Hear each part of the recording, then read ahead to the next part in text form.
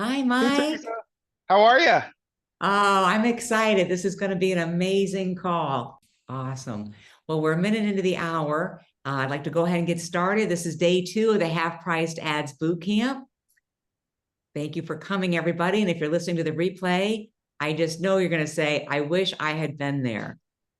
Yes, the power of the thought process that Mike Roderick brings to the table is deep.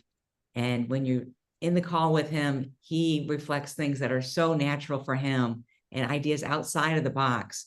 So, how many of you are finding these calls to be valuable?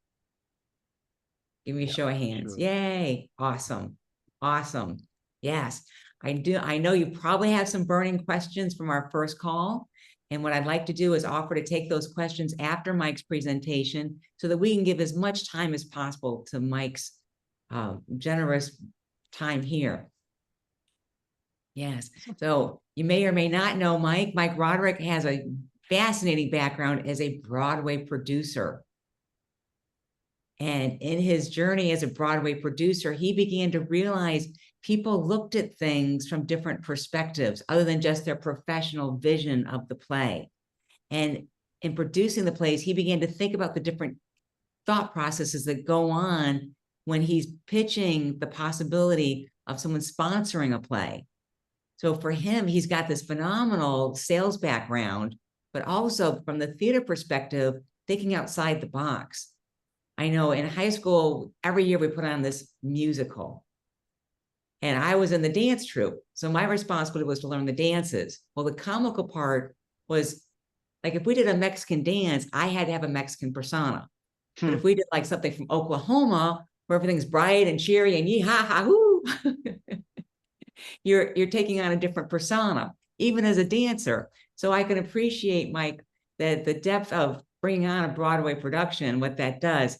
And he's taking this beautiful knowledge that he has to the marketing world. And as a business owner, he founded Small Pond Enterprises, where he gives businesses the most fantastic marketing consulting. And he's got a mastermind coming up as well. Thanks. My pleasure. My Yeah, pleasure. So, so awesome. I know Mike's got this phenomenal trademarked jargon grid that he sees the world through. And I can't wait for him to share it with you because each of you have got an audience that you've defined, and the psychological aspect is somewhere nebulous. And Michael's got a fine tuned way of thinking through what the possibilities are, or what your audience is thinking on so many different levels of the buying journey. Yeah. So I'll just kind of jump in in regards And to this and just kind of talk a little bit about sort of the jargon grid and the things that I noticed and sort of ultimately what it comes down to is in so many of the conversations that I've had both in the entertainment world as well as the marketing world, what I would see just time and time again was I would talk to somebody who was trying to sell something and they were telling me that nobody was buying or that it wasn't converting sort of very well, which is sort of a common concern. And I started to notice in those conversations that often they were really stuck in one value proposition. Like they were stuck in one area where they were trying to tell people like this is why I think you should buy this thing. And the more questions that I would ask and the more things that I would learn from those different clients and those different folks that I would work with, I started to realize there's actually so many lenses that we can look through in terms of value. So what I ended up realizing was that there was most of us only kind of think in terms of one currency when we are thinking about selling something or presenting the value, and that currency is often money, right? Like we almost always kind of like lean towards, okay, I'm going to help you save money. I'm going to help you make money. I'm going to, make it so that you have more money. Like there's always some sort of aspect as like the main sort of selling point from a value standpoint. But the more that I started to look at these currencies, I realized that there wasn't only one currency, there were actually six. And the first one is one that we don't spend a lot of time on or sort of talking about, but is incredibly valuable to us. And for some people, they will spend obscene amounts of money for it. And that is time. And when we basically have a tool or something that will shorten the time for somebody or save them time or give them their time back, that can often be even more valuable to them than money. They can make more money. They cannot make more time. They only have a certain amount. Right. So that's a currency that a lot of us we don't necessarily think about, and we don't necessarily think about that from like a messaging standpoint, right? Like how is this addressing the currency of time for people? And then money is a classic one, but another one in that world is connections, and sort of Yeah. who do we connect with, who are we trying to reach, what relationships do we want. And there are lots of people out there who will often spend a lot of money and buy into programs, groups, retreats, all these things because of the connection piece, because they're going to be in front of the people that they want to sell to, or they're going to be around the people that they admire and that they're interested in. It's why we buy the backstage pass a lot of the time at a concert, right? For Mhm. the connection opportunity. We want to be near the person who's sort of running the concert. So you've got those. I often refer to it as the TCM index, the time, connections, and money, right? And a really interesting sort of fun thing to do is when you're talking to a client and that client's basically like, I am, struggling. If you ask them where they're struggling in either the time, connections, or money, you can often find that whatever the deficit is, the answer to that deficit is often in the other two things. So if there's a deficit in your time, it's directly tied to who you're connected to and how you're spending your money. Because if you spend 5 hours developing a website, but you can find somebody who you can pay who will do it for you, you just got back 5 hours. Or if there's a deficit in connections and you're not in front of the people that you are looking for, you basically spend your time and your money identifying a room that you want to be in and spend the money to be in that room, and you've solved your connections problem.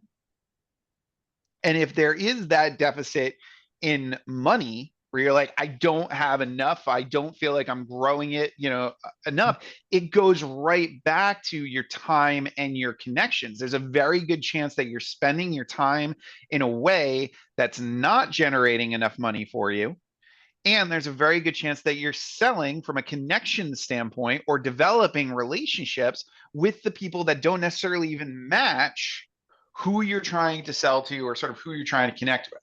So the TCM index is a really great tool for us to basically start to look at, okay, well, what are the gaps that we're Mhm. seeing, right, in the situation for the client, right? Yeah. And if we look at that and we reflect on it for ourselves, especially if we're thinking, okay, well, I've got to sell this product, right? Well, it's like, okay, well, where are you stretched?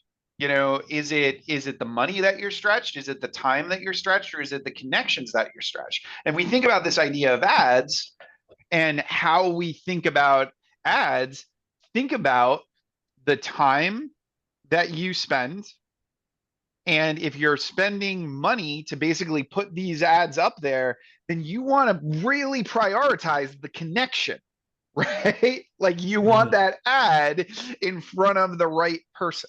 You want that ad in front of the person who's going to be like, yes, that's what I want.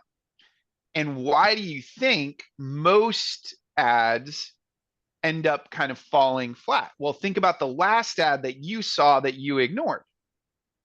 It was Mm. probably not addressing the thing that you were most concerned with, the thing that you were most worried about and thinking about.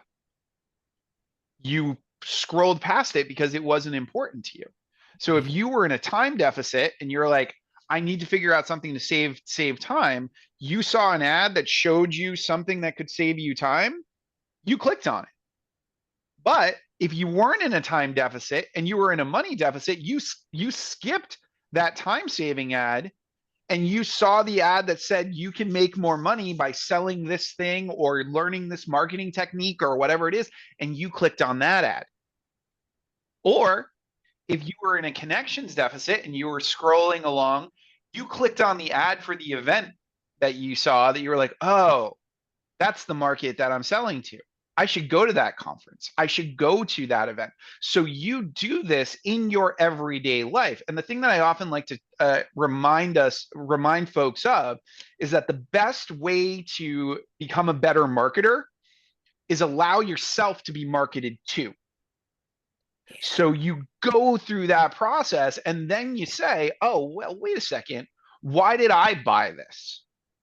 Why did I go through that? Because now you know this is what you prioritize, and you can start to figure out, okay, well, if I prioritize this, what would happen if I started to frame the message around that thing that I prioritize and see, does the market line up?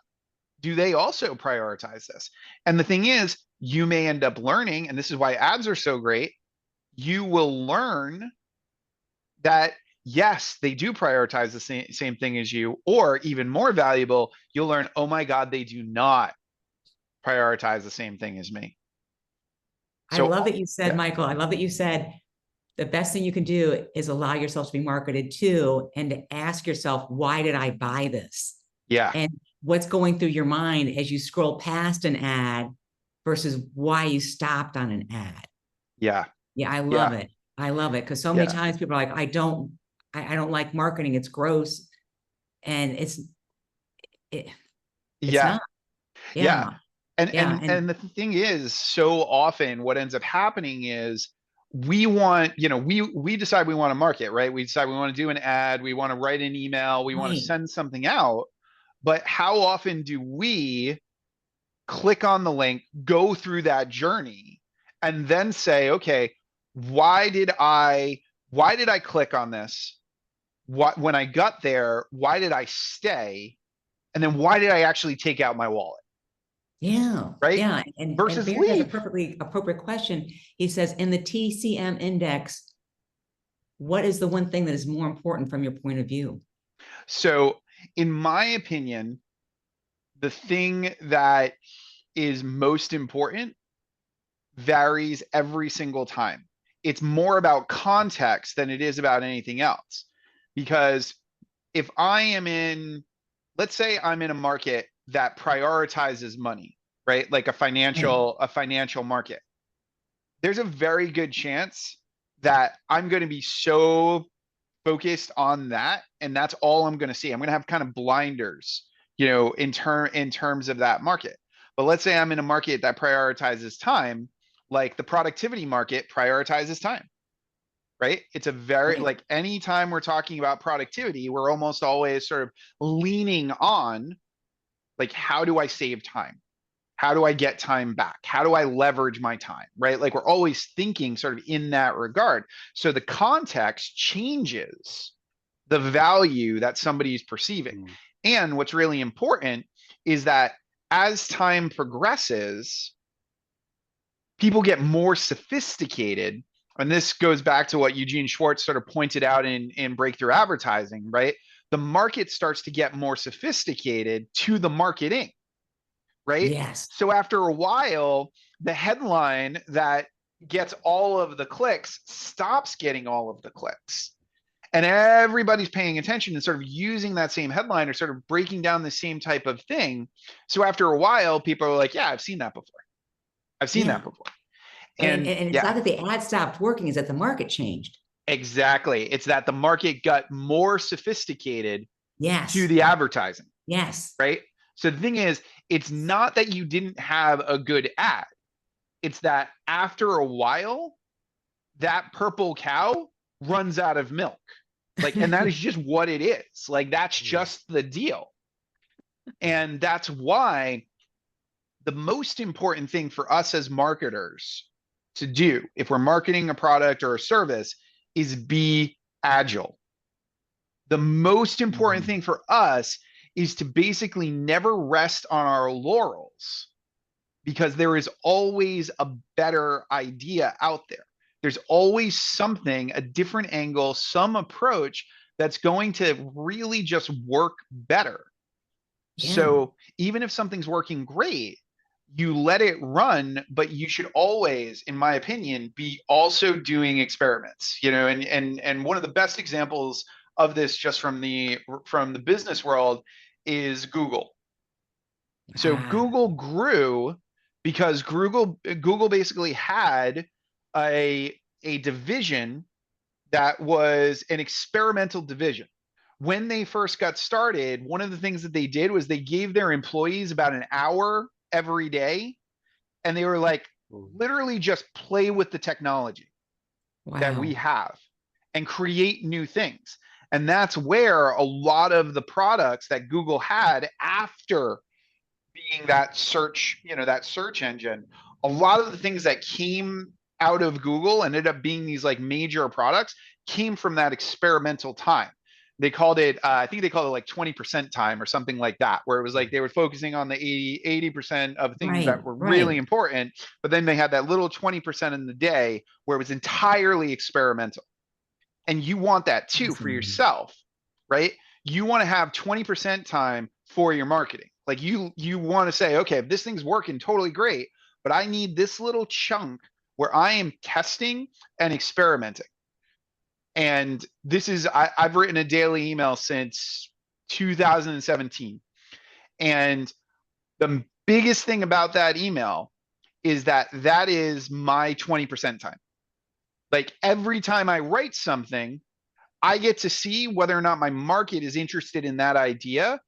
And I basically start to figure out what problems are really interesting to them. What things do they want more of? What should I dig deeper into? And it helps me figure out what I should sell. Because most of the time, the mistake that we make is that we make a product and we say, I'm going to sell it to the market.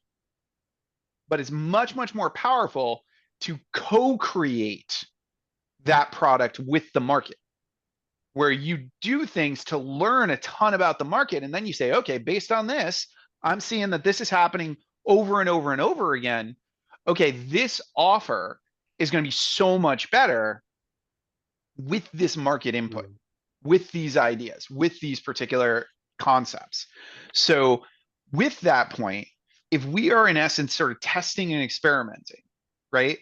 And we're Right, right. using ads as the platform to test and experiment, we can Yes. start to learn what matters to our market. So it's Okay. not just about, okay, I'm using ads and this ad worked or not. Success is not always money. Success is also information. And if you get paid in information about this thing is really hitting, you can make a lot more money as a result of that. If you learn what doesn't work and you're very, very clear on what doesn't work, or you learn what basically is an angle or a direction that doesn't make sense to go in, you've just saved yourself thousands of dollars in ads, spending all the time trying to push that boulder uphill.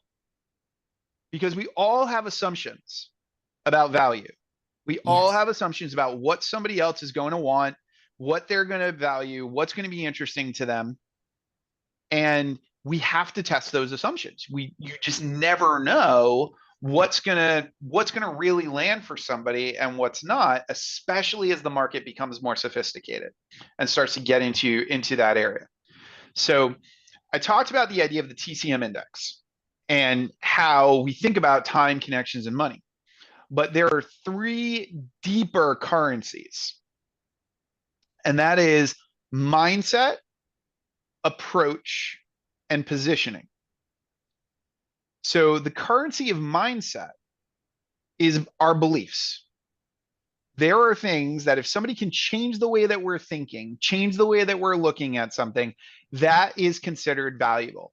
This is why the coaching industry has had so many people who have built massive platforms around helping you change your mindset around money, helping you change your mindset around your business, around your life, around happiness, all of these things. So Yeah. the thing is, mindset is a currency. And if you have some aspect of your product or your service that is addressing that element of mindset, it can sometimes Mhm. get way more traction and interest than any of the time connections money information, Yeah. where somebody's like, oh, okay. And you're seeing this right now because there's a lot of ads around that are going around procrastination. And what are they doing? They're trying to change your mindset about procrastination. They're saying things like, well, this is a trauma response. This is a, et cetera, et cetera. So what's happening now? You're like, oh, well, maybe it is a trauma response and maybe I'm not just putting things off. And you click the ad, right? You start to become curious. So the thing is, there's always a psychological sort of mental piece to whatever it is that you're selling. But the thing is, mindset is almost never sold on the doorstep. It's always sold in the house, right? It's Ah, very, very hard to get somebody to be like, yes, I'm going to buy your thing that's going to change my mental blocks or whatever it is. So you almost always have to come up with something that causes them to be like, okay, I want to click on that and learn more. I want to try to understand what this thing is saying or sort of how this is being, how this is being approached. And that goes to the next one, the next currency, which is approach. For people who have been doing things the same way for their entire life, or yeah. for a large portion of their entire life, the idea of doing it a different way and that there could be a different way that's more successful is way more valuable, way more exciting, way more interesting to them than anything else. And there are people who will pay through the nose for the fact that somebody has found a different approach, a different angle on the thing that they are currently doing. And when they see that, they say, yeah, I will totally do that. That that thing makes so much sense, right? So you can Absolutely. look at your product or your service and you can ask yourself that element of like, well, do I approach it the same way that everybody else is approaching it? And could I Mm. sell a different approach? Could I sell a different angle, a different way of doing this as the way to get the click, right? Where if Yeah. somebody reads it and they're like, oh, you know, I could I could do it this way instead. Oh, I had no idea. I saw an ad for it. It was, I'm a dad, so of course you're getting all the fitness dad stuff, right? I got Oh, an ad for like, dad chair yoga, right? So what is that doing, right? Like it's showing me a different approach. It's telling me, that I can sit on my butt and potentially like become fit, right?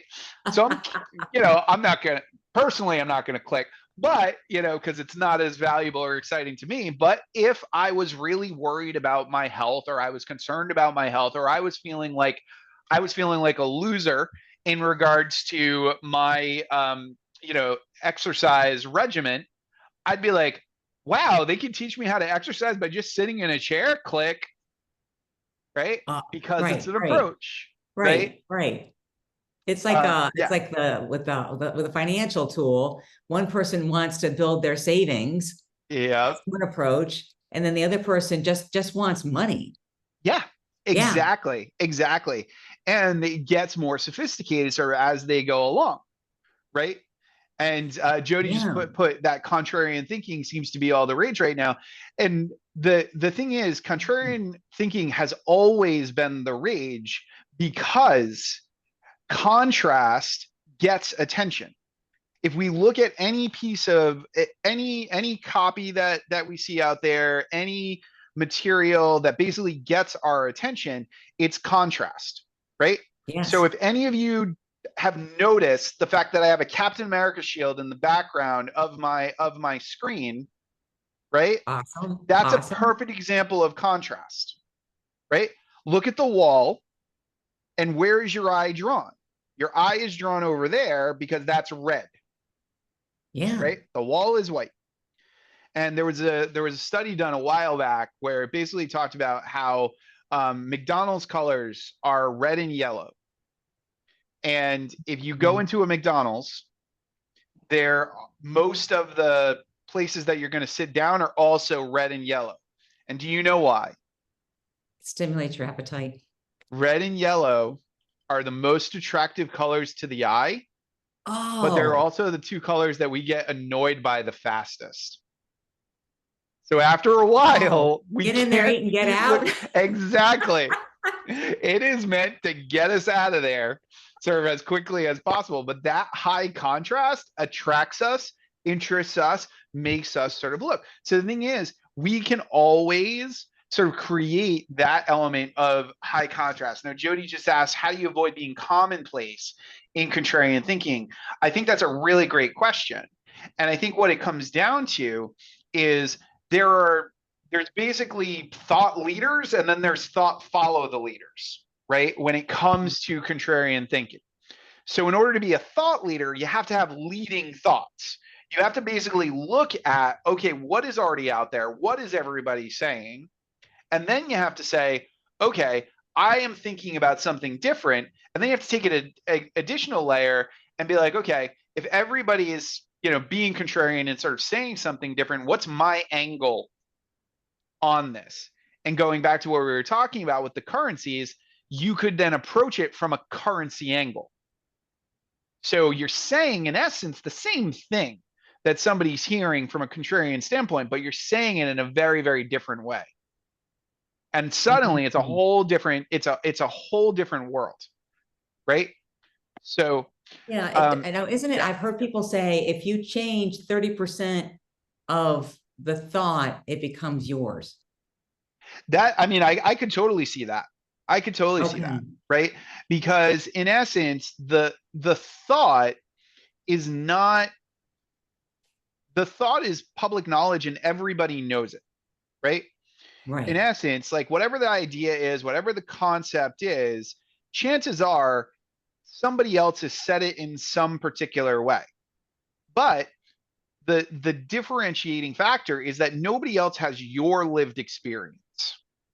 So as a result, the metaphor that they choose, the language that they choose, it's going to be informed by their lived experience, by the things that they've done. So I would use a lot of theater metaphors because I come from a theater background, right? Yes. Yes. But there are other people who would never use a theater metaphor. They might use one theater metaphor like every once in a while. So the thing is, all Makes the sense. ideas that are out there, all the concepts, all the things, the way I when I was in undergrad, I talked about this with postmodernism. So I was in a class and we were talking about postmodernism, and I basically said postmodernism is Legos. Because basically all we're doing is we're taking, like, if you imagine a Lego as a piece of history, Yeah. right? Yeah. And then you just put those Legos together in a certain order. Okay, yes, this Lego set is a boat, but I could take that exact same thing and turn it into a car. Well, is it a boat or a car? It's both depending on how I decide to piece it together, right? Yes. So Yes. that's Yes. all we're doing is we're playing with Legos, right? And Right. we're Right. basically figuring out, yeah, In the context of ads, yeah, we're taking that same idea of reaching out to an individual for the product, but in a way that you've changed at least 30% of the approach. yes. So yeah, Yeah, so they yeah. see that and then they say, "Oh, okay." So another perfect example is there's an ad out there, and it's a fitness ad, and there's lots of these fitness ads that go, that go around, but most of them will usually sort of lean on time, right? And they'll Mm, basically be like, I can get you a six pack in, 3 weeks or whatever, whatever the scenario is. There's an ad out there right now that says, if you make over $150,000 a year, I can get you ripped. Now yeah, think about that. totally different approach. Totally different approach, right? Because it's doing this like angle, right?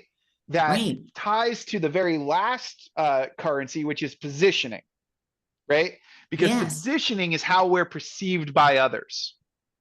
So Mm, when I look at an ad like that, if I am making over $150,000 a year, I feel qualified, I feel positioned, I feel special, and I click on that ad.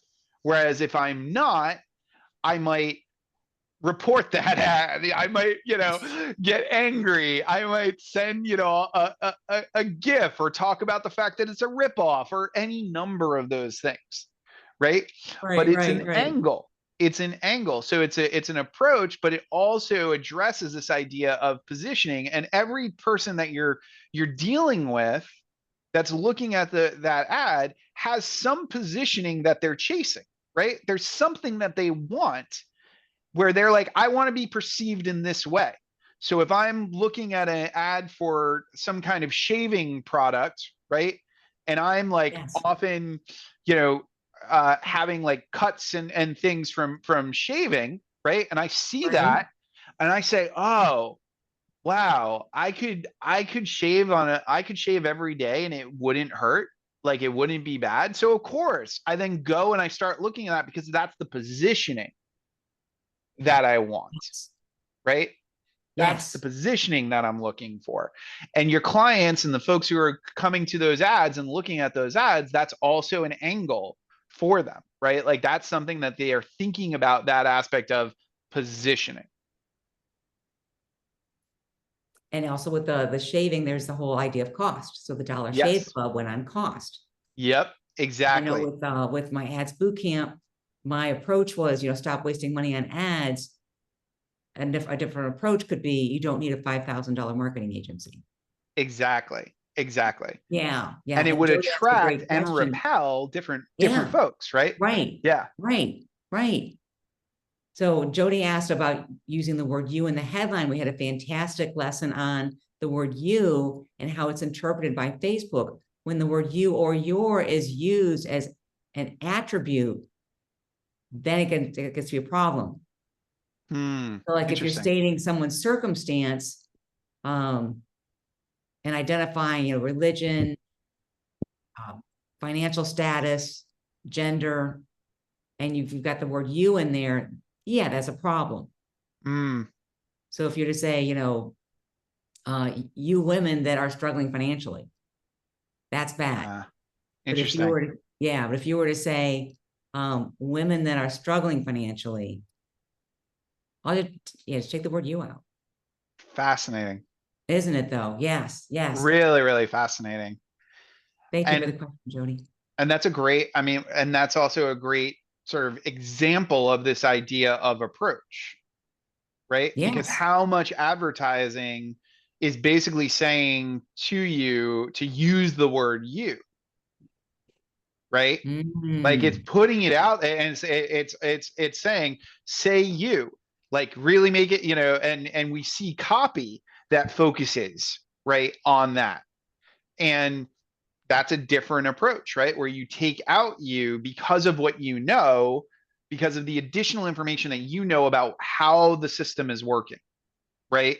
And what yeah, they're tagging and what they're not tagging, right? yes. So the other thing that this aspect of basically looking at this through the lens of multiple currencies does is it gives you a different approach if all of a sudden your ads are getting tagged or they're getting reported or you're having all sorts of different issues.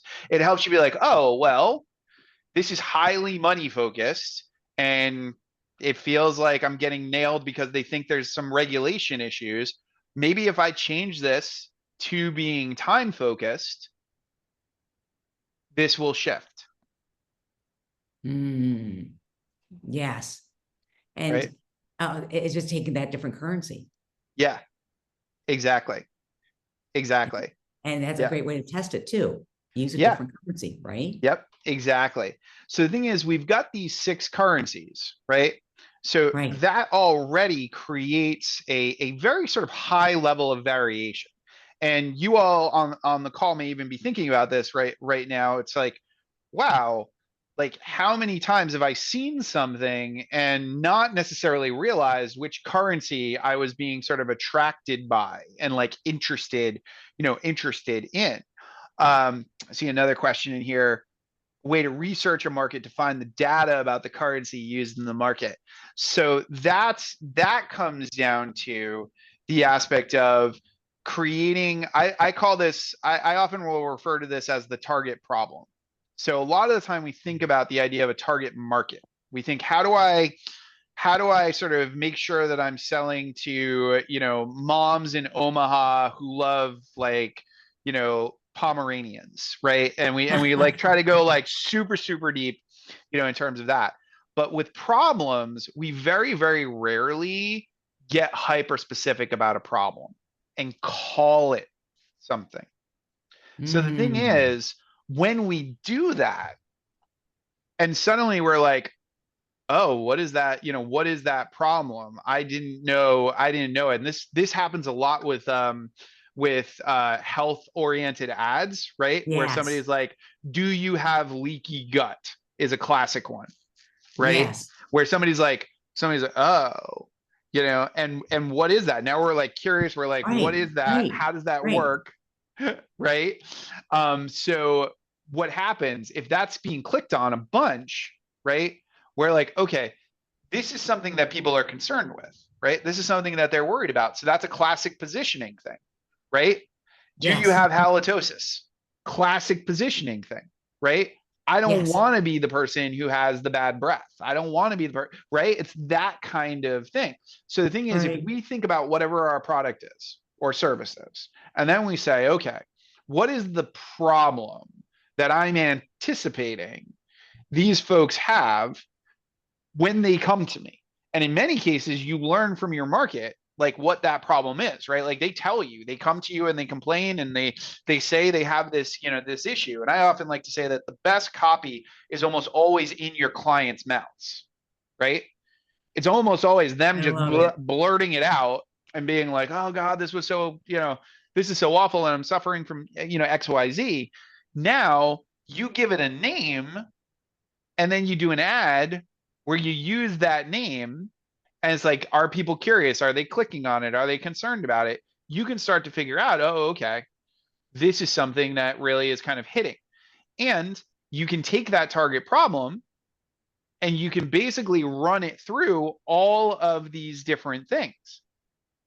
So All you the can currencies, then basically make it sound like a time problem, like a money problem, like an approach problem, like a positioning problem. You can actually a just take connection it, problem. right? Exactly, Yeah. and use it. Yeah, And like then you can Joey's audience see, is dealing with like a spiritual disconnection. So yep. So yeah, right there, right? So then it's like, what do you call that? Right? Like, what do you call that? And is it, like if you were to take the aspect of the money angle, let's just say, and you were to give the money angle a target problem, you call it spiritual bankruptcy, right? Are you right. suffering from spiritual bankruptcy? And then somebody's like, oh, what is spiritual bankruptcy? Right? And they're like, but then yeah, Trump derangement syndrome, right? Like those types of things, right? Where, there's something that's going on, right? And they hear the title, they hear the name, and they say, oh, okay, yes. But it can go through all of these different lenses, right? And Yes, that's the thing. When we start to kind of look at it through these different lenses, we've got a lot of things that we can test. And the whole model of ads is testing, right? right, So if right. we're testing, it's worth it to basically be like, okay, here's 6 possibilities, you know, and this is just, and this is not even getting, once I pull up the grid, you guys will see that like there's even more you can do here. Um, but basically, here's 6 different types of angles for ads. I could run all 6 and I could basically see which one is performing the best Yes, and then put more money behind that, put more effort behind that, look at which of these things is converting, right? And you can start thinking, about those avenues and those things. And the problem that I see in most advertising, and I would say most sales, like especially service providers and folks who are like in industries where they're being paid for their brains and like the way that they think, is that they spend too much time trying to explain their solution and not enough time helping the audience understand their problem. Ooh, And as that's an I've, interesting, yeah, yeah, that's a great takeaway, Mike. Because yeah, yeah, unless you massage the pain or talk to them about why they have that problem, how that problem exactly. came to be for them. Yeah, they're not there. And the thing is, and I've said this before in some of the in some of the TXL calls, right, where it's like somebody is usually not willing to invest in a transformation until they've had a revelation. Ooh, So whatever your front end is always should always be geared towards the idea of getting your audience or getting the market to have a revelation, because a revelation that causes them to be like, oh, I never thought of it that way, will encourage that level of curiosity. It will get them to go deeper. It will yes, get them to click and look and read something or watch the video, because everybody, going back to the market sophistication side of things, everybody is throwing the solution at them. And if you actually go right now, if you were to scroll and look at the ads that are in your feed, a yeah, lot of those ads are very, very solution oriented. Like, hey, here's the thing. And you're only going to find a handful of ads that are basically like, let me explain this problem. Let right, me help right. you Where they understand actually go this. into a deeper analogy. Yeah, or Exactly. tell a story that you can relate to. Yep. Yes. And Exactly. Jody, I see your hand. Yeah. I know Barrett put a question in the chat also. Yeah. So Barrett's Let's see. asking, does it Yeah. depend on the awareness of the market Yeah. if they're problem oriented or product oriented? That's a great question. I think that a lot of the time, if they are already problem oriented and their level of awareness is that they know the problem and they're seeking a solution, I think that getting deeper into the problem can really actually get them way more interested in the solution rather than putting the solution up front. And the reason why is that they're aware of the problem, but there's a very good chance that they're misdiagnosing it. And there's a lot of power to be the person who actually gives them the correct diagnosis. So somebody's looking at things, they're like, oh, and a classic example of this is somebody will be like, I've got a sales problem, right? I'm not making Mm, enough sales. And you look at what they're doing, and you're like, actually, no, you do not have a sales problem. Like, you got plenty of folks coming and looking at what you have. It seems like you got a pretty good product here. You've got a positioning problem. None of these people see you as the option that they see you as either the option that might be a little cheaper. And that's not a good level of positioning. That's not going to no, get you a lot of that's not going to get you a lot of traction. As Seth Godin says, that's the race to the bottom, right? not a when you fun race, not a fun right? race. And Yeah. Barrett's a copywriter. Yeah. He's doing business to business positioning. And so Yeah. coming up with that fresh angle of knowing, like, if you're selling copy for a sales page and their sales page isn't working, positioning that to where it's not a problem, just like of what you're selling. Yeah, you can Yeah. come right and tell them you haven't positioned yourself correctly Exactly. and give it a And name. Give it a yeah. name. Oh, 100%. Always give it a name. I highly recommend with a target problem, always give it a name. Because if the name hits, people will talk about it like over and over and over again. It'll just keep sending folks back to you. And when you become that person who sort of coined that phrase, all of a sudden it's like, oh, my one of my favorite stories about this. I read it actually one of I think it was one of Dean Jackson's emails. He talked about the hair club for men, right? Ah. And how in essence the hair club for men is a toupee. Like that is literally what it is. They take your hair, they make you a toupee out of your hair, right? But what did they do? They called it the hair club for men, and they made it this like big thing. And they said our patented strand by strand technology. They take your hair, they make a toupee, they put it on your head. But you can get people to spend more per month, all of these things, because they call it the hair club for men, because they say it's the strand by strand method. And you can do the same thing. And it's way more powerful because, again, like all the other stuff that's out there is not going to be named. It's not going to be broken down, in that, Right. in that regard. Right. Yeah. Now, Jody, Was you that had a helpful, question. Barrett? Does that help? Awesome. Great. So Michael, I'm not a copywriter per se yet. I'm Yeah. just like newbie, fringe. I know less than what I should. Anyways, Yeah. when you are looking at the 6 different currencies on the jargon grid, Yeah. does that have a tendency to change based on market sophistication? So what I mean, like I get a lot of emails. I'm looking at a lot of things, analyzing that. I see a lot in the time and money, but Mm-hmm. not so much on the other 4 angles at all. Yes. They may like there might be a sentence or two, but it's really focused on the, click buy, click, and the Yep. time. So it's kind of in my mind a lazy marketing. And I see Yeah. that same kind of pattern over and over again. It might just be because of swipes and, things like Yeah. that. But so I'm just curious, how do you see more of leaning into like 3 through 6, the connections through positioning, the more sophisticated the market gets then? Yeah. I think that, so this comes Or is, down is to, is there not a direct correlation between how you would tackle yeah. I might not even know what I'm asking, but No, I no. think I think I know the direction you're going, and I think what it comes down to is this distinction between the aspirational audience and the excellence audience. So every single market, there is an aspirational market, and there's an excellence market that's buying this particular product. And the most important thing to understand is that a mass market is primarily aspirational.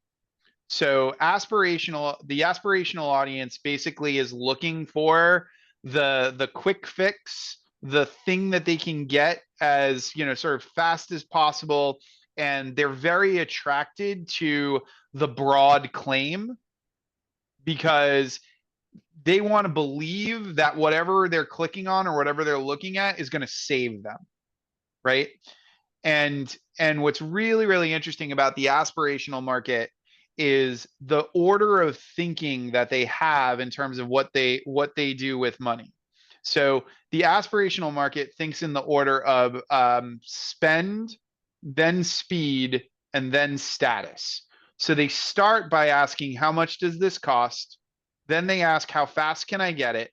And then they finally finish with, will I be like whoever I'm buying from? Will I be in that sort of same category?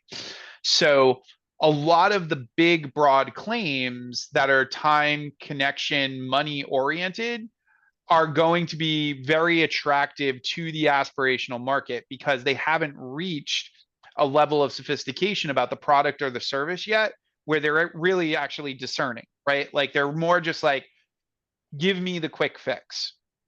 Whereas the excellence market thinks in a very, very different way because the excellence market is going and looking for a hyper specific solution. And the difference in how they think is that they think status, then speed, then spend. So they think I have some future version of myself that I want, something that I'm excited to become. And then they say, how do I get there? And then they ask themselves, how much time is this going to take? Because I consider time to be my most valuable asset. And then only then do they say, okay, if I can get this result in this time, what is a reasonable investment for me to make? And they look at whatever they're spending from an investment standpoint. They look at it from that particular angle. So the thing is, if the ad is big and broad and focused on just time, connections, and money in some very, very broad way, what'll happen is it'll attract the aspirational market that's willing to drop, you know, $50 to $100 and is probably not a very good client, right? Like it's not going to, you know, and you'll have to make your money in mass with that audience.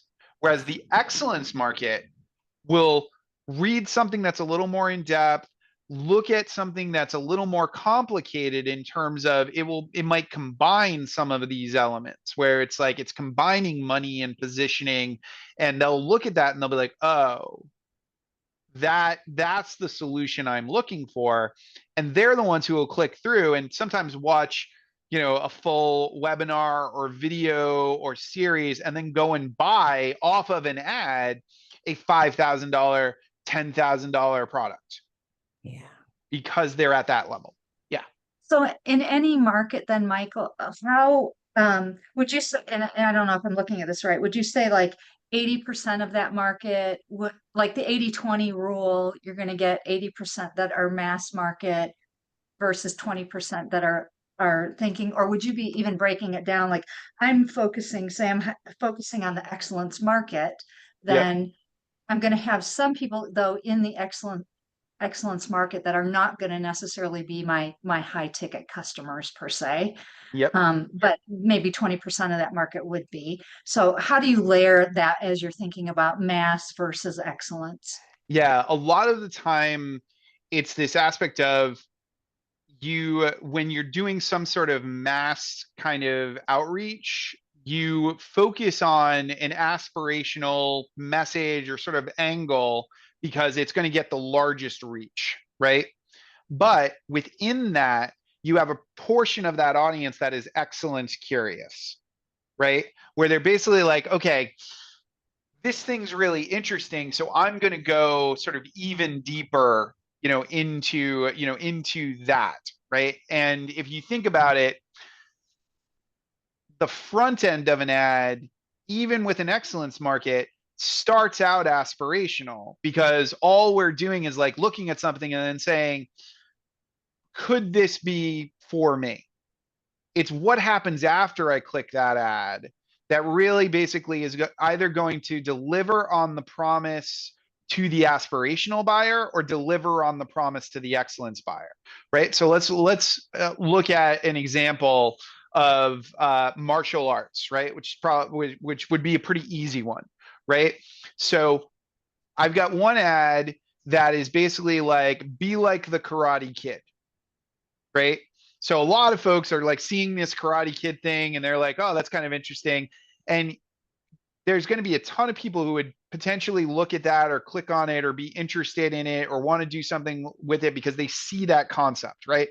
Right. Now, let's say I click through and it's take this 3-week course and become the Karate Kid for $75, or $50.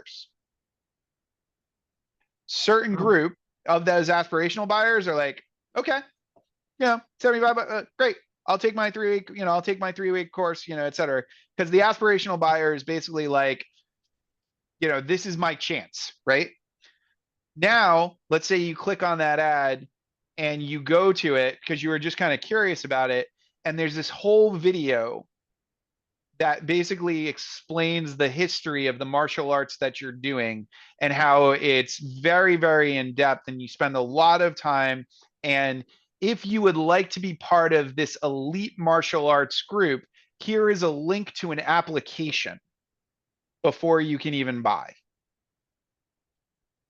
Filters out Got the goosebumps, most Mike. of the aspirational audience, right? Like they go away.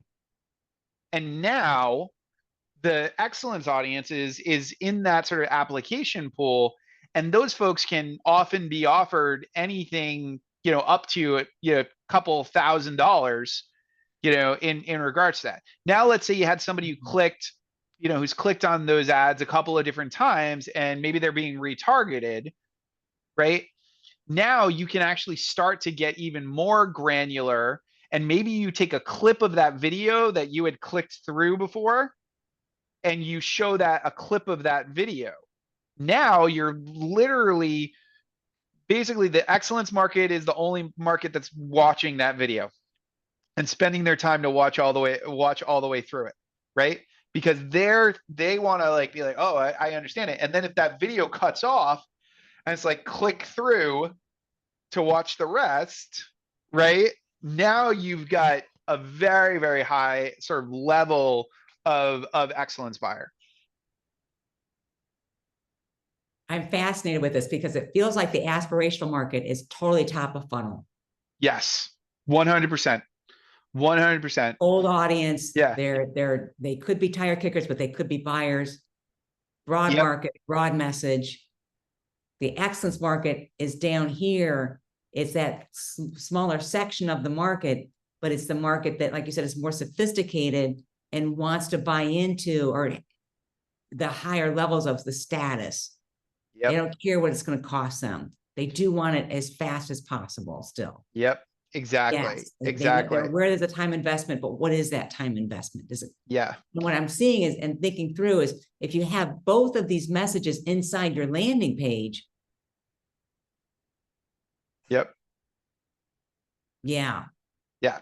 And so With the it's one of video those at things. the top, yeah. Yeah, you can test, right? Like you can test these Sure. things and you can Oh, figure yeah. out like what thing is really kind of landing and working for you.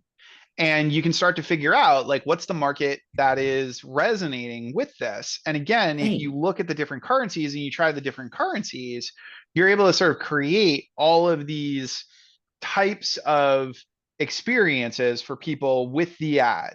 And the thing is, going back to what Jody was talking about, most of the people who are doing ads are not getting this complex, Mm-mm. right? Or emails, yeah. Right? Like they're not, Yeah. or emails, exactly. They Right. are Or not landing getting page this copy. complex, right? So Right. your ability to get even slightly complex is going to be even more attractive to the market that you're trying to, that you're trying to sell to. And again, if you're writing about a problem and you're learning that this market is really interested in the problem, or you're getting a bunch of comments on the ad about the fact that they have the problem, it's like perfect market research for you, right? To be like, wow, everybody's talking about this problem. I need to create a video about this problem. I need to Yes. create a whiteboard explanation about this problem and then use that as my ad, right? And this is the thing. It's like most of us think in the context of like content, right? As like I'm putting out content, right? And I'm marketing with content, right? Content marketing. Yes. But what's way more powerful is content market research. You put the content out into the market to learn as much as you can about what the market wants. I call that zero cost ads. Yes. Right? Because you figure out, oh, they'll buy this, they'll buy, like you learn that from those ads, right? You learn that from, those types of things. So there's lots of theories that you have right now about what the folks want, right? And in some cases, you've got a theory that they want more money. In some cases, you got a theory that they want more time. In some cases, you got a theory where you're like, I think that they're interested in this type of positioning. And then you can test that for, couple of different headlines that each address that same, problem in some way, shape, or form. And you can see, okay, well, I just put these three out there. This one outperformed everything else. It looks like most of these people are concerned with positioning stuff. Okay, I'm going to spend way more time digging into this positioning piece and getting really, really deep into it because it seems like I'm getting a lot of people who are clicking on it, commenting on it, sort of talking about it. The others aren't doing so well. So I'm going to let those go. Right. I'm going to double down here and I'm going to see what are all the variations that then I can create. And speaking of those variations, I'm going to pull up the grid so I can show you all the types of variations. I'm pretty sure you have a copy as well that they will get, Yes, right? yes, Of this. absolutely. Okay, great. Absolutely. Awesome. And with the idea of looking at the theories, we've spent a lot of time testing headlines, Mm-hmm. learning how to test headlines. And Abrahita just did a fantastic test of videos. She took 5 Nice. videos and the one just like ran away. She turned it Yeah. off so we get input on the other 4. So Yep. she had 2 clear winners. There you go. And And it's that's the those thing. messages in those videos. That's what you want to expound upon for your ad copy. Yeah, exactly. All right. So now the way that we then pull this all together is we put it into a grid. So you can see all of the things across the top. And now down the side here, I always make this joke. If you want someone, if basically you want to do at least one of these 3 things, ideally all 3, or else you'll be sad, SAD. And that is solve a problem, alleviate pain, or decrease friction. So in the context of the ads, you're going to talk about a significant problem, you're going to talk about an agonizing pain, or you're going to talk about a debilitating friction. You're either going to talk about something that's like, that's a huge issue, or you're going to talk about something that, wow, that really hurts, or you're going to talk about something that, man, I can't get this thing done. I feel like I'm going through the mud, right? With it. So when you then start to combine this, right? And now you can see that you got your market options of aspirational, and excellence. You can come up with a lot of different angles because there's an aspirational message that you can make around somebody's problem with time, and there's an excellence message that you can make around somebody's problem with time. And it comes down to the level of specificity that you get into with that particular market, right? So let's just say, for example, I am doing something for financial advisors, and I've got some new ebook, or I've got something that I'm selling to financial advisors. If I were to take the aspirational angle, I might do, for a problem, I might say something like, do you feel like every meeting that you're having to sell your financial advisement services is falling flat? You feel like you're buried under meetings, right? I'm hitting on the time issue, for those people. And then for a connections ad, I might do a cartoon of, hi, I'm a financial ad, and the guy like running away, right? Where it's like, I'm showing you that, like, nope, not happening, right? And then, I might be like, for the money one, I might be like, here's a screenshot, does your commissions for your financial advisement practice look like this? And it's like 0, 0, 0, 0, 0 on the screen, right? So what am I doing? I'm hitting the problem in all these different angles for this financial advisor, but I'm doing it in an aspirational way, right? Because all of the struggling financial advisors are now like, yes, that's me. That's exactly sort of what I'm going through, right? Now I can take it another level, right? And I can go agonizing pain. And I could have an image of, basically a financial advisor sitting in a Starbucks waiting for somebody to show up and be like, does your afternoon look like this with prospects? And they're like looking at the, watch or whatever, right? And then agonizing pain, I could basically have a headline that says, I'm sorry, I'm already working with somebody in the financial advisement space. I've already got a guy. And they're like, it hits them, right? Like they're, right?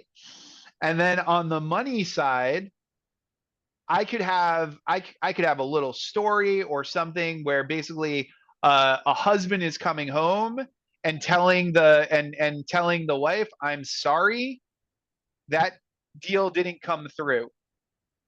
That person, and what am I doing? I'm hitting on that emotional, agonizing pain for that person, right? Yeah. And then I can look at the friction piece, and I can look at time, and basically I can look at how, frustrating it is to try and make this happen, right? So I could Mhm. have an ad or something that's geared towards somebody going through a whole list of business cards and being like, just got back from a networking event and you've got like 30 business cards and you're following up with every single person, right? And they read that or they see that and they're like, yep, that's exactly, that's how frustrating this whole process is, right? Yeah. Or, you know, I met with 15 people today and only one said that they were willing to have a second meeting, right? It's like, That's painful. right? And Yeah. think about the friction, right? Think about Yeah. the friction, right? And then it's like one client, I could literally take the money side and I could be like, you know, one client times 3 months to say yes equals X amount of money lost, right? Mm. And what am I doing? I'm showing the friction of this particular Yeah. experience, right? So now I've come up with multiple ways, right, to hit that financial advisor who's in the aspirational space, right? But Yeah. let's say I'm really, really interested in the excellence market. I could do the same thing and just get way more specific. I could even use the exact same premise that I was talking about and get that much more specific about their industry, right? So I could focus on Right. somebody who's doing wealth investment, right? I could focus on somebody who's doing, stock stuff. I could focus on somebody who's doing uh, insurance products. All of those elements. So So the specificness of it, specificity, yes, yes, thank you, yes, doesn't have to be something specific about the time, connection, or money. It can yeah, be about who they are, exactly, exactly, the exactly. financial advisor versus the stock market analyst. Yeah. Exactly. Because they The have much more general physician versus the complex. heart doctor. Exactly. They have much more complex problems, right? Yeah. They have I'm things that are thinking like, yeah, the spiritual advisor versus someone who specializes in spiritual disconnection. yep. So the thing is, right? Then we go, those are the basic ones, right? Then we go mindset, approach, positioning. We can then look at, well, what are all the beliefs and what are all the things? And we could come up with some kind of headline about the beliefs that this person has, right? Or we could talk Good. about the way that you're sort of thinking about about your practice. Same thing with approach, right? Where we could Yes. talk about the elements of everybody does, 9 out of 10 financial advisors go to a networking meeting. Here's what to do instead, right? And Mm. it's like instantly, it's like, oh, okay, they've got a different approach. I want to sort of look at, that type of thing. And then we go to, positioning, and it's like there could be, again, you could do another visual of the person who's the rainmaker in the financial planning office sitting back, piles of cash sort of sitting there, and the person sitting in the corner with like cobwebs on their like 90th call, right? And what does that do? It creates that positioning thing where they're like, I want to be the guy in the office, right? I want Yeah, to be with the the guy money. sort of making all of that happen. And again, from that same standpoint, we can then get even deeper and create that agonizing pain dynamic, right? Like we can think about what are all of the emotional components of each of these things. And somebody sees it, it's like, oh wow, you know, like we can talk about fear of talking to somebody or having somebody reject you. We can talk about all the different angles that you take and why those angles hurt so much. We can talk about how you look Yes. different, you know, and then we get into this friction side of things, right? There's all Right. sorts of mindset issues that are friction based, right? Ah, In that space, right? There's all sorts of things that are causing those issues. So if you're freaking out about picking up the phone, that's a friction, right? If you're hmm. freaking out about selling, getting into the day, and being able to go into that work that's usually hard, that's a friction. If you have been doing cold calls sort of the whole time, that is a friction, right? Where Right. basically it's like, I don't want to do cold calls all day. I don't want to go through that process.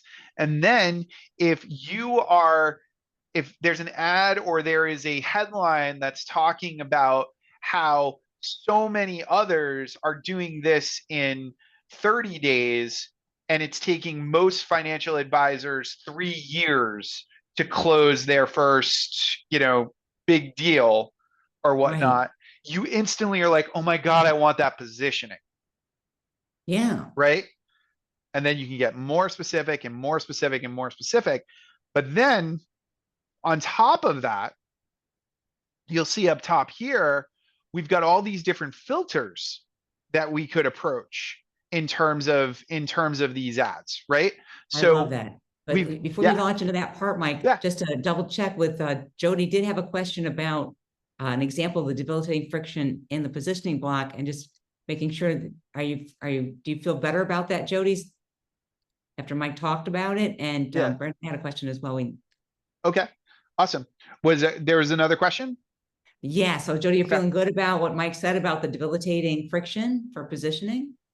Yeah. I mean, there's a lot of variables here, so it really it does get your creative juices thinking. But then, like my next question, and this may not be the appropriate time to answer this, Michael. That's Yeah. fine. But um, you know, if we are marketing from the minds of our market, right, and we're setting these up and positioning these things this way, but we don't yet have the product or the exact solution because we're creating that based on what our audience wants.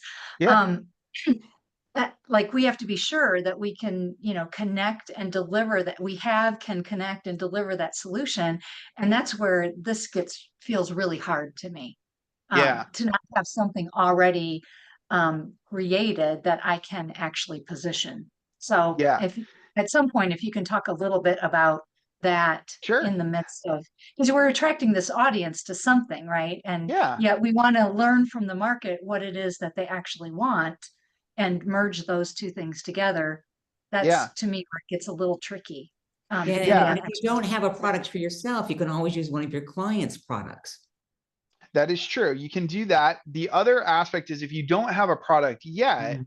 you can make the thing that you sell or the thing that you get people involved in something that helps you create the product, right? So basically, the ad doesn't take them to an offer, the ad takes them to the offer to join a roundtable to talk about the thing that you're creating and that you're building, right? Where they're like, oh, okay, yeah, I'd love to talk about that.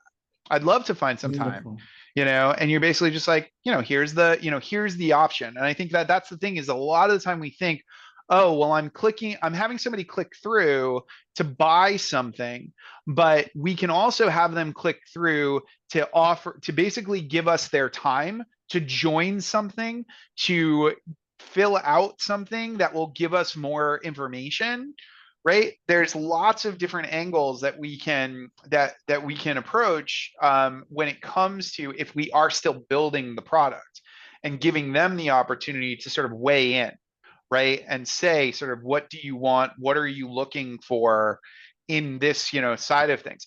Even sometimes something as simple as, I'm planning on doing this, and this is a wait list to be the first to kind of hear about it and know about it, Mm. right? And then you got this wait list of people that you can reach out to individually and say, hey, I'm developing this and I would love your input.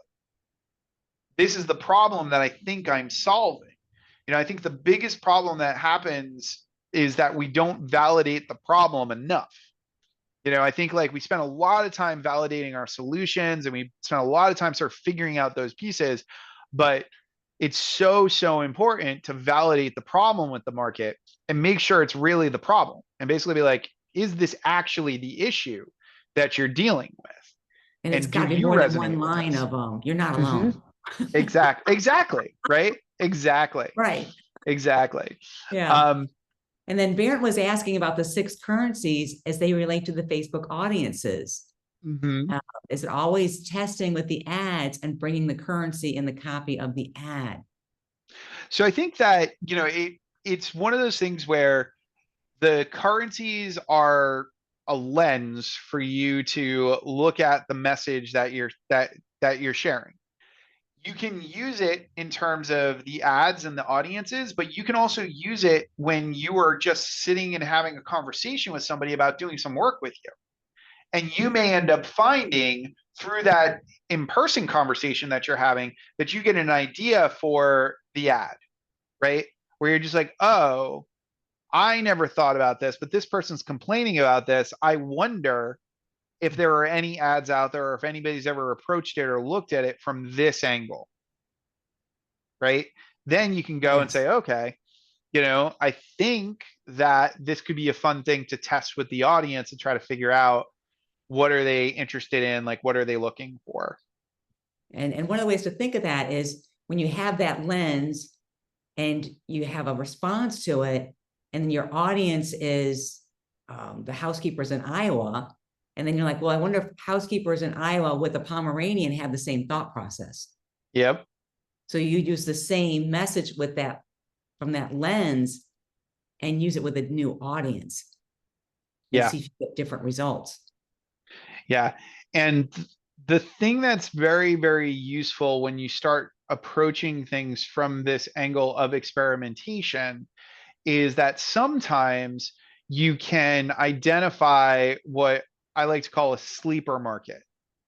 Yeah. And basically there's sometimes a market that they're not buying from you right now because the angle isn't right, but the second that the angle changes, they're willing to buy from you. One of my favorite stories about the sleeper market is the show Wicked.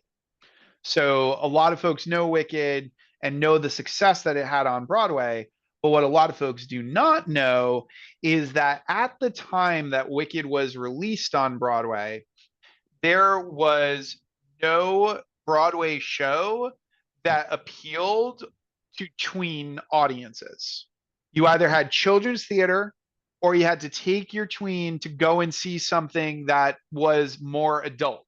You did not have anything for the tween audience on Broadway at that time. And when that show came out, you suddenly had a show about two female protagonists, one feeling like an outcast. It was the absolute perfect message at the perfect time for the awkward tween. So what happened? Mothers took their girls to that show in droves. And Wicked ended up making most of its money on group sales, where basically they would sell to groups and families. And that's how it really, really took off. They found a sleeper market because nobody else in Broadway was really able to get that tween audience. Ooh, great story, Mike. Thank you. Thanks. Does Sure. that make sense, Barrett? Awesome. Great. All right. Yes. So I'll talk through the filters piece of this now. So the main filter that we all kind of think about is this professional filter, right? Like we always Right. think in sort of like the business angle of things, but that's not the only way that we think, right? Like that's not the only thing that matters to us. So there's also the personal filter. And this is when you, as maybe the person selling, it might be your personal story, right? You might tell your own personal story or talk about your own situation and center yourself, right? Yes. Or you might find somebody who's got an interesting personal story, and then that becomes part of the ad, right? It Yes. becomes the thing that helps sort of sell the product. And sometimes that's a testimonial, sometimes that's an actual story, sometimes that's a story of the founder.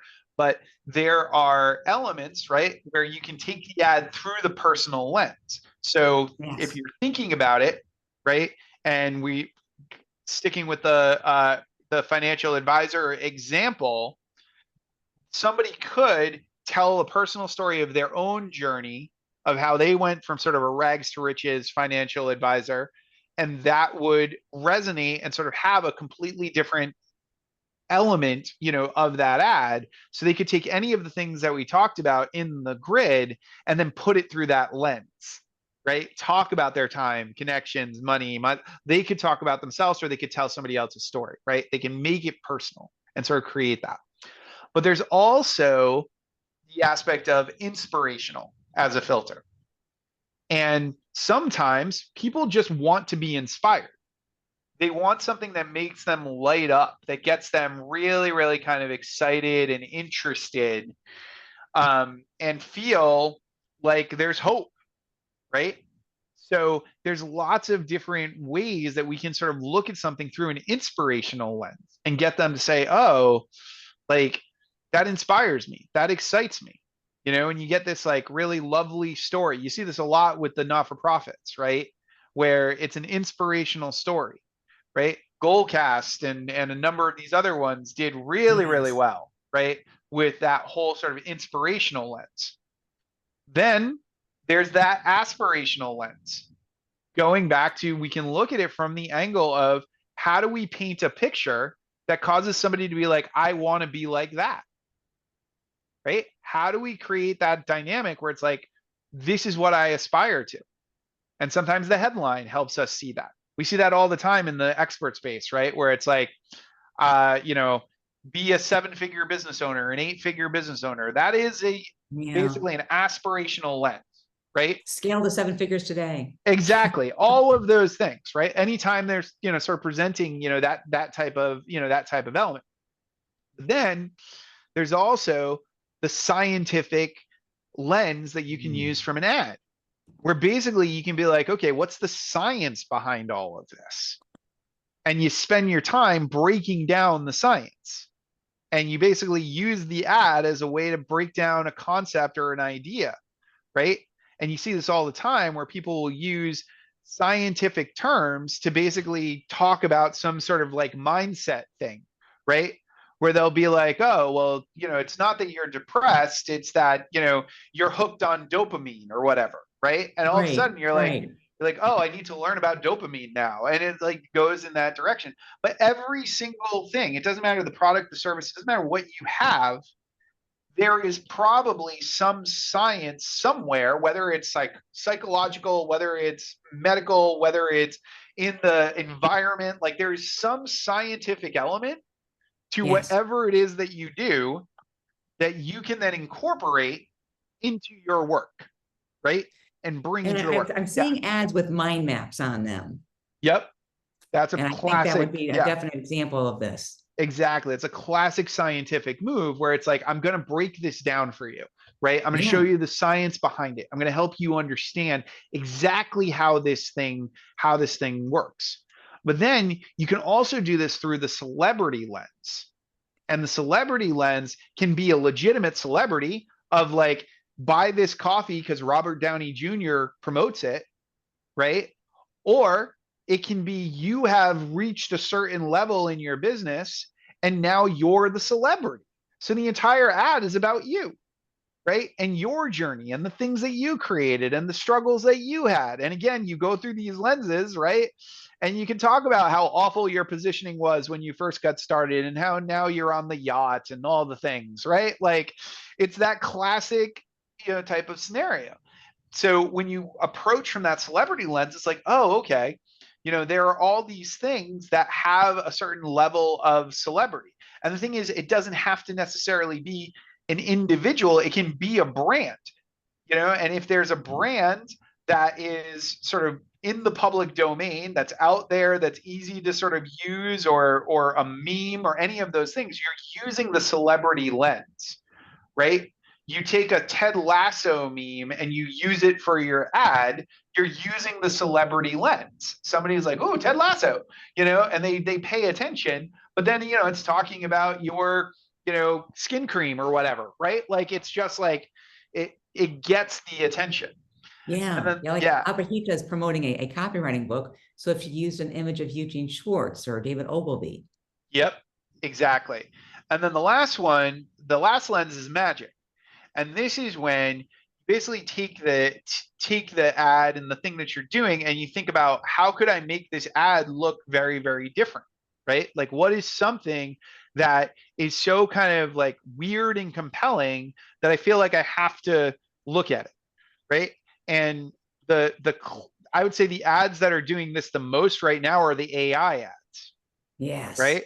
Because what does an AI ad do? It literally just like does a magic trick in front of you, right? Yeah, they're like it dresses up the celebrity in like a robot outfit exactly, or it or a shows you like, superhero. exactly. It's like, it shows you like kittens making, working in McDonald's, right? And you're like, Right. ooh, I want to make a video of kittens working in McDonald's. How do I do that? And it's just like these types of things, right? Where and the thing is, there's all sorts of tools out there and all sorts of different types of things that you can use that then create this magic effect of the ad, right? Like it becomes Right. this dynamic thing that suddenly it's like, oh, that's really interesting. I need to look at it more, or I'm interested in it. So it's yet another Yeah. lens that you can use to kind of create this whole thing. So the thing is, if you go and you have all of these filters and you have both of these, these markets, and then you have the grid itself, you're talking about hundreds of options. If you were to sit down and just kind of like Yeah. even just brainstorm for a little while in each of these areas, hundreds of angles and ways that you could present an ad, and in essence take the same ad and do it 5 different ways, 6 different ways. Change it. Yeah. Yes. Yes. I love it. Jody's got a question about a Yeah, book by Sue Rice called Tiny Thunder. I don't know if you're familiar with Sue Rice and her book Tiny Thunder. I am not. You've got to get your Gotta pull up. hands on it, Michael. Yeah. She goes into all these different tactics about metaphorical storytelling, and Mm-hmm. I was just like, it's a little book, but it's so profound. Mm-hmm. Um, and I think she was on Titans. She was She was on a a guest on TXL Titans, call. Oh, but it's fun. one of the best little books I've read because I'm so analytical. I'm not really a storyteller, and so Yeah. it kind of learning. But I just wondered if you were familiar with it, and like, would those be really what it is taking, I don't know, video clips or stories or that sort of thing, and connecting them, taking something that is not the same and Mm-hmm. connecting them together to create curiosity or bring attention to. And I was thinking, is that more an inspirational kind of thing, or actually, as I thought about it more, I suppose we could apply it to any of the filters in a way. So now Yeah. I need to go back and like put another Ooh, layer on this thing. ooh. But this is awesome, Michael. It's so mind blowing. It's in a way I could say it's overwhelming, but at the same time, it's really enlightening about all the different ways because I see so much cookie cutter marketing and I want Yeah. to be different, for myself and for my clients. So this is just, yeah, mind blowing. Thank you This is so much. definitely a Yeah. recording you want to listen to again and again and again. Because every time you listen, you're going to hear something differently. And Michael, the examples that you used, and when you went in depth on the filters with the whole SAD analogy, yes, not Thank you. analogy. What's that called? SAD. Acronym. Thank you, acronym. Yes. Yes, indeed. Yes. And Barrett, you had a question, thought, comment, Yeah. suggestion? One more question. Is this the way you're going forward? First doing the currency, then aspirational and excellence, and then the filters? Or do you mix it and I think you could just, I would say you can mix it however you want to mix it. And I think that, to speak to what Jody was saying about overwhelm, I think one of the easiest ways to sort of get rid of the overwhelm feeling is to basically be like, I'm just going to work on one square, right? Mm, I'm going to work yeah. on one square, and I'm going to be Mm, like, okay, I'm going to take, I'm going to take an aspirational market. I'm going to look at it through the idea of solving a problem in regards to time, and I'm going to test a scientific lens, right? And Mm. you're basically like, I'm just going to try it. I'm going to come up with some ideas that based on those, those things, and I'm going to see what sparks, like, and what happens, and then you fill in one, and it might give you ideas for another, right? And you can fill in as many as you want as you kind of play around and sort of see it. So I think that a lot of the time it's just like, okay, let me take something, play around with it a little bit. And then there's always other sort of variations and other things. And again, you'll learn from your market because they're either going to resonate with it or they're not, right? They're either going to click on it or when you're talking to your market, they're either going to be like, yes, that's totally my problem. That's the exact issue that I'm dealing with. And then you're like, okay, great. This is something that a lot of folks are concerned about, right? And worried about. So I know that it's going to sell, better. And I'll give you an example just from my own work. One of the things that I do is I spend a lot of time helping people package and position ideas, right? Like I help them come up with like, what is their big idea and what's their concept? And one of the best ways that I sort of created a target problem to have people say, I want to work with you is I would say that most experts are overwhelmed by their own expertise. So they can't figure out what's the big idea, like what's the thing that's really going to sort of get them that level of traction. So I have a process to basically help them figure that out and then package that thing. Because for a lot of them, they are the actual expert. They're the ones who are doing the great work, but there are all of these other people in their industry who are getting all the traction, who are making way more money than them because those people have figured out how to do the packaging. So these great experts, these people who really know what they're doing, are overshadowed by a lot of folks who are in essence hacks, just because they came up with a way to package themselves and position themselves. So do you see how like what I did was creating this sort of narrative that then calls to that market, that has somebody be like, that's me. That's exactly what I'm dealing with. And that's ideally what you want to create is when you're creating a target problem, you want somebody to feel like they just got punched in the chest. And they're like, that is me. That's exactly what I'm dealing with. That's exactly what I'm going through. And if you look at what I just shared, and look at it through that lens, I talked about money. I talked about positioning, right? I talked about something that is an agonizing pain of sort of being overlooked, right? But then I put this sort of inspirational aspect in it of like, there's this great expert, right? And then I built in the friction of they're overwhelmed by their expertise. So what I'm pulling all of these things together to craft this narrative that then causes the right buyer, right? The person who does have that problem to say, I need to have another conversation with Michael. And that's what you're doing. That's really what you're focusing on. You're focusing on that on your ads and your conversations. You're really thinking, how do I describe this problem in such a way that people are like, oh my God, that's me. And then saying that solution is what is interesting to me. And the phrase I often use around this is that a target problem will get your audience to raise their hand, and a target solution will get them to open their wallets. So they'll raise their hand by clicking on the ad.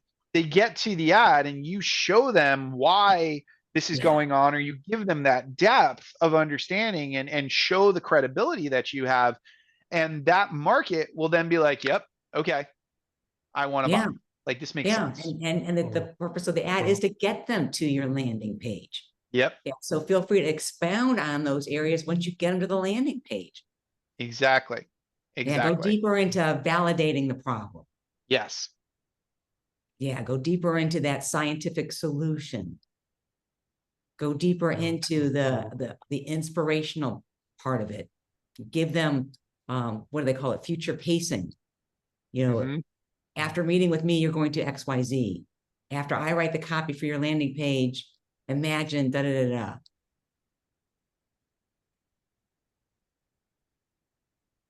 Awesome.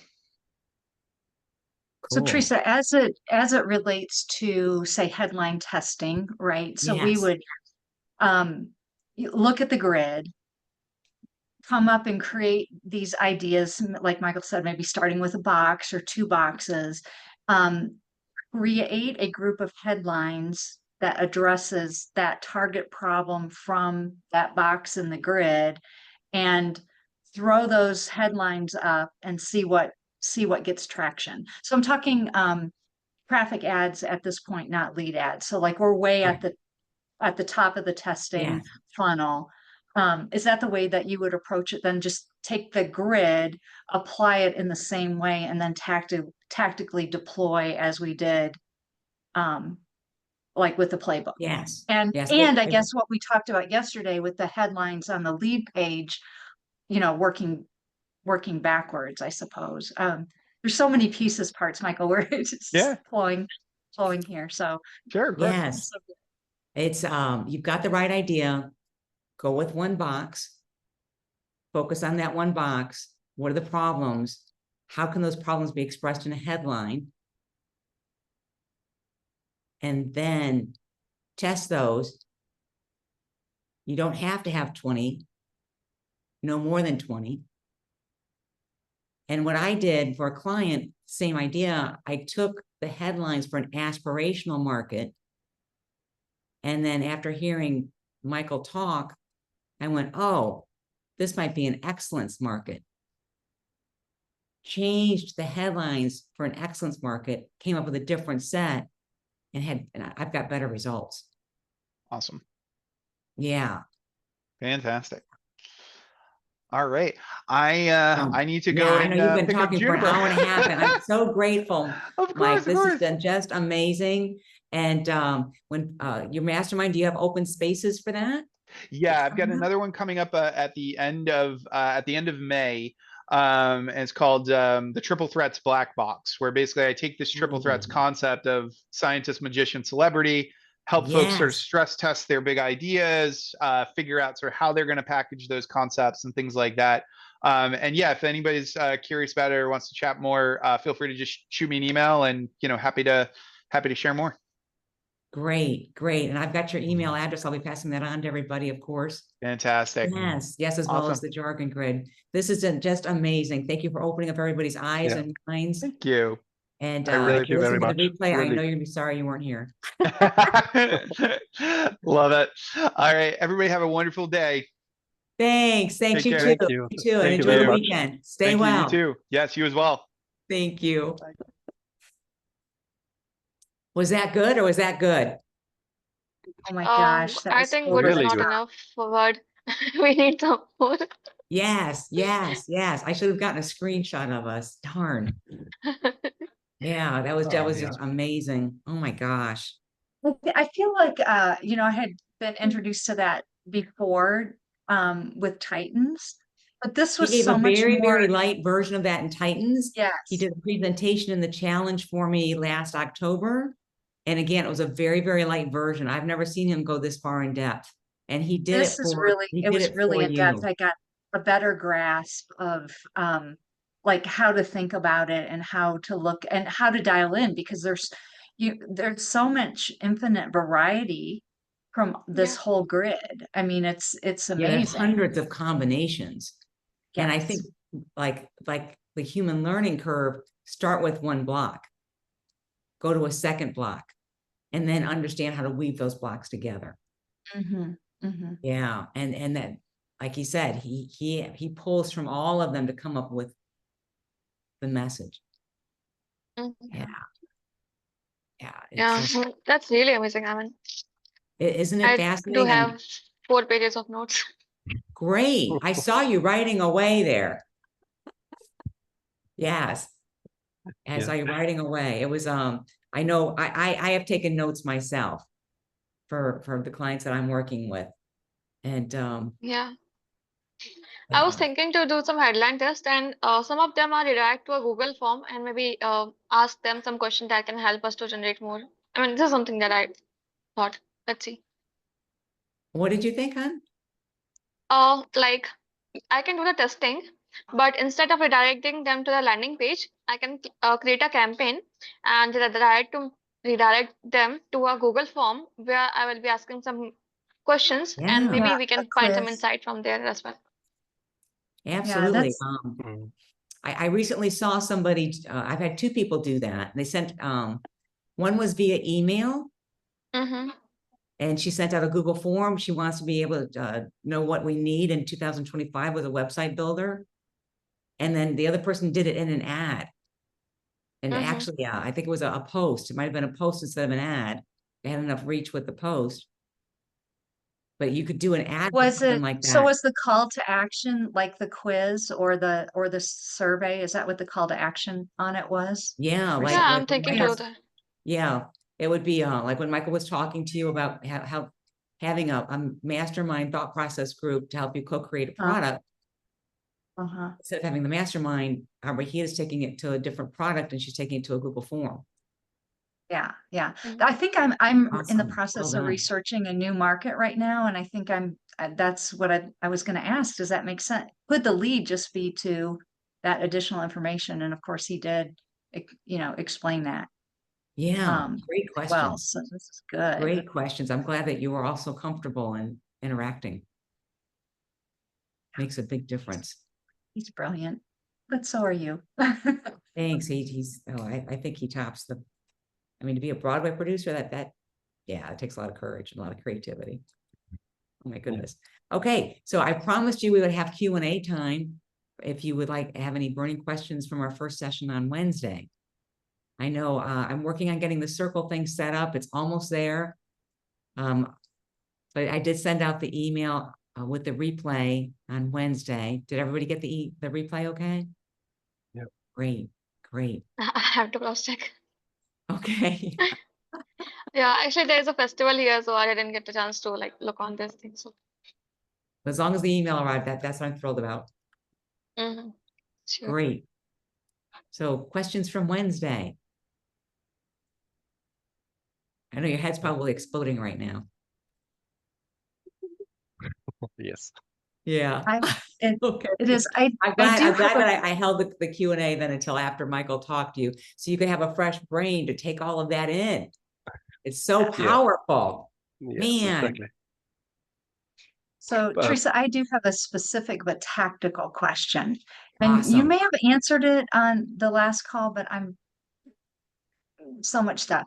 So with Lataine's ad in the landing page, when I go Yes. through the GPTs and the prompts and everything related to the landing page and then going back to create headlines, should I be creating another landing page with a different set of headlines Well, and it just- testing that, or should I stay dialed into the ad that I'm working on, right now, the one that we're working with right now? So just to clarify the question, so you're concerned about building a second landing page to test out a different headline on the page? Did I understand that correctly? Yeah. Okay. If that's what I should do, or if I'm just further along and stick with the same landing page and headline, put all the prompts in, see what it comes up with. Like I guess I'm a little not sure Okay. where You in the take- process I should be. Take the landing page you have, use Okay, the prompts from Wednesday, okay, based on what it tells you, ask it, do I need to, what other headlines would you suggest for my page? okay, And part of that is going to come out of the headlines that it recommends that you test on Facebook. Like if you wouldn't even have to ask it about which headline let me start again, please. Go through the prompts, and the third prompt gives you 20 headlines. mhm, Test those headlines. If something comes out equal to or greater than the one that you're already using, then build a second landing page, A/B split test the two landing pages. I would not Okay. build a landing page until you go through the prompt process first and do some tests. So do another set of headline tests, Yes. just like we did in the beginning where we ended up with the 4 winners. We're using 2 of those. Okay. Yes. Thank you, tactical. I'm just, there's so many moving parts it's like, I don't want to bail on the current ad. That's what I want to No, understand. don't. Keep that, Yeah. but see what I come up with based on prompt 3 and then go forward. Okay. Perfect. Great question. Thank you. So thank you so much for coming today. Was there anything else? We're definitely on next No, I think Wednesday at I'm the good. same time. Go ahead, I Abby. think I'm good with. No, I think I'm good with it. I don't have any Okay. question right now. Okay, great, great. A short question. In the 5-day challenge of the Dream Client, we have used a ChatGPT prompt Yes. together with a grid. Do we use the same prompt, or do you have an enhancement to this meanwhile? I'm going to continue to play with that. I think it's usable as it stands, but I think it needs to be tweaked. Yeah. And that's just coming from my desire to constantly improve. You could use it as it stands. Yeah, okay. Yeah, it was working great. Yeah, yeah. No, I know. I'm always improving things. Is that something else that I'm not familiar with that is something different, or is that like what you gave us on? It's something different. It's something I created for the challenge that the Dream Client Attraction Challenge in January. And if you like, I'm happy to put that in the circle group for you if you like. That's always wonderful, Teresa. Okay. Awesome. Awesome. Okay, so enjoy the rest of your day, Baron. I'll see you in a couple minutes on our second Zoom call today. Okay. Just technically, do we stay in the same call, or do we? No, do we no, we'll go to a different Zoom link. Okay. Yes, just to try to keep the recording separate. Okay, you sent a new link. I did via email. Okay. Yes. I will check. Okay, awesome. Thank you so much for coming today. Enjoy your weekend. I look forward to seeing you on Wednesday. Yeah, Okay. sure. Same for all. Bye-bye. Thank you very much. My pleasure.